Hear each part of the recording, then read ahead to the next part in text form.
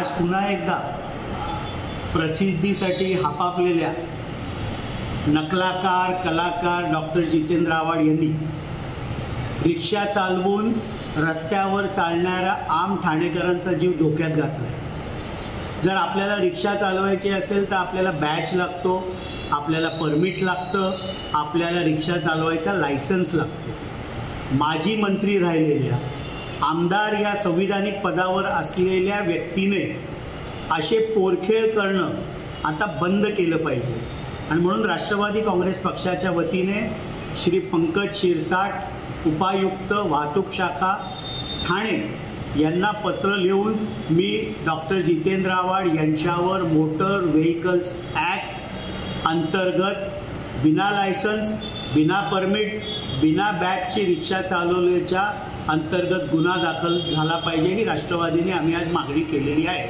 आणि मलाही बघायचे की ठाणे पोलीस ते धारिष्ट्य दाखवतात की नाही।